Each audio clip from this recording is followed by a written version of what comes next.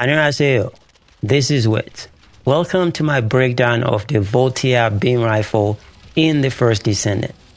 Finally, we have a beam rifle that does not suck. You can get this weapon for free from the Battle Pass. Most importantly, you can get all the upgrades by completing the Battle Pass to level 89. That includes the Ultimate Weapon skin, which was created at the request of Bunny, part of the weapon lore if you are curious. The weapon skin adds a stunning visual to the beam once you equip the skin. That said, in this video we will explore some stats, some gameplay performance, and some essential modules that can make the weapon shine.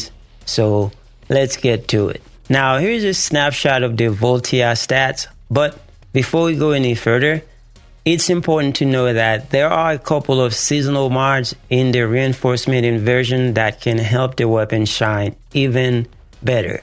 Though temporary until the season ends, I think it's a nice addition to the weapon's performance. That out of the way, let's look at the unique ability really quick. Chain Current is the reason why this weapon has become everyone's favorite, in my opinion, that is. Mine is fully upgraded, so I enjoy the maximum benefit this gun has to offer. This weapon was obviously made for the Void Vessel mission because this is where you're gonna encounter the most amount of enemies with Anti-Void Shield. Anti-Void Shields are those bubble shield enemies that require either a weapon or descendant skill to break.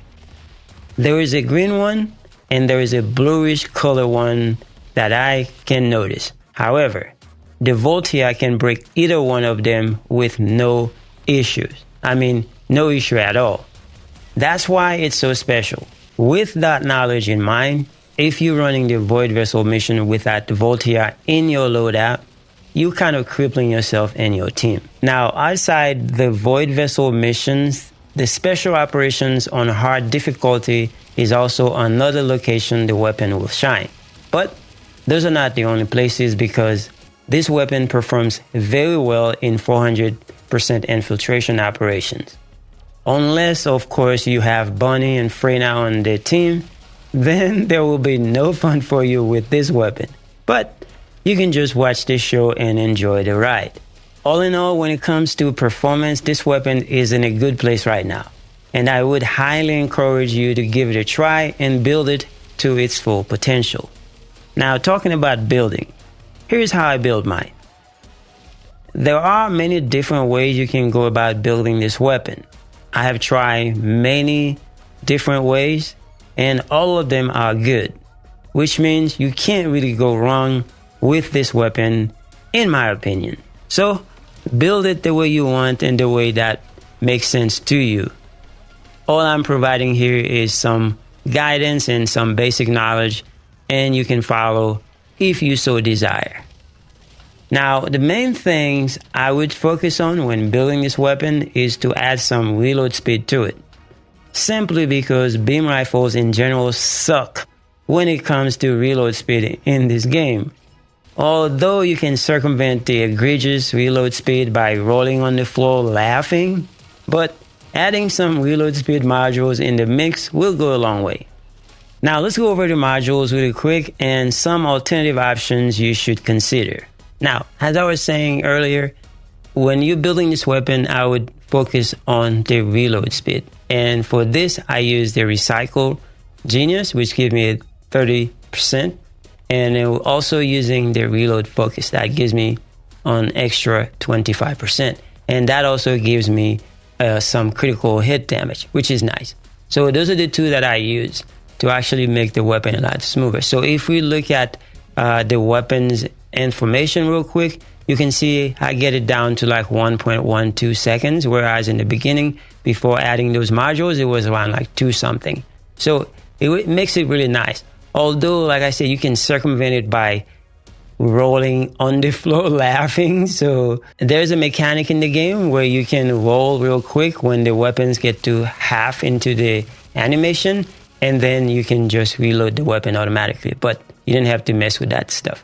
Now, for another thing that you should focus on when you're building this weapon is the magazine size and also how many rounds you can have in the mag. So for that, I use the expand weapon charge that gives me a plus 49%. And I also use the concentrate support ammo that gives me a 30%. And also that also gives me a 5% critical hit damage. So this is really nice.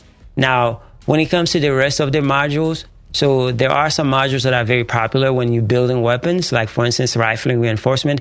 That is always almost in any weapon that you are building. So that gives you a 32% firearm attack for more DPS. Now, when it comes to also adding some more DPS to the weapon, because it's an electric weapon, I use the electric enhancement that adds electric attack equal to 30% of your firearm attack. This is a very good boost. And we also add electric circulation. This one, whenever the enemies are electrocuted, it increases your electric attack by 89.6% for 5 seconds. It's got a cooldown of 20 seconds, but it procs very frequently, and it's really nice. And when it comes to the rest of the module, to actually add some more DPS, all these modules add DPS. Like for instance, the charge amplification, that was a module that was introduced not too long ago, and it is very good. Although you get a negative in the critical hit damage, but you get a whopping 67% of firearm attack. The more firearm attack, the better it is for this weapon. And we also have the shot precision shot, which is also a very popular module when it comes to building weapons. And although you get a negative in the fire rate, but the bonuses that it provides is really nice. Keep the trigger on, holding it, and you get a nice fire rate, nice recoil, and some firearm attack, 6% for every 0.5 seconds for a 10 stack. So if you're not familiar with this mod, then it is a very good one for all sort of weapon building. And the rest of it, super conductivity charge, that is for beam rifle.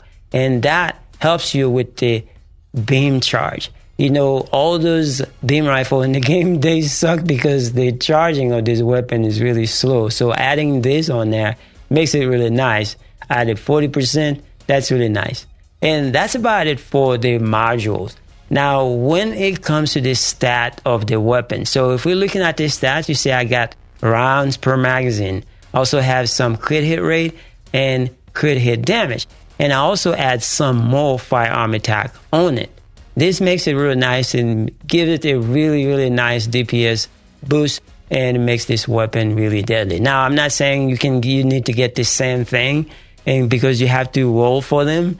But if you have the resources, I would highly suggest you get those ones. It is really nice. Anyway, that is basically all there is to it. The last thing I have to say, you can use this weapon with any Descendant, but when you use it with Enzo, man, the crit rate is really nice. The crit damage, crit rate is already on this weapon, and using it with Enzo, with the buffs that you get with his kit, it makes it even nicer. Having said all of that, this weapon shines in mobbing and shredding elite enemies, and it helps with those enemies with those annoying barriers, especially when they have other enemies around them. As far as my experience, this weapon is not optimal for intercept battles, even if you add Colossus stats on it. I'm not saying you can't take it to intercept battles, but not for optimal boss damage. It's a shame that this is the case, but it is what it is. We already have Enduring Legacy for that kind of stuff. And Enduring Legacy is the king or queen, whichever way you want to look at it. Anyway, I hope you found this video informative. Let me know what you think about Voltia in the comment section. And if you have any tape whatsoever, please leave them in the comment section, and I will be most appreciative. Thanks so much for watching. See you guys in the next one.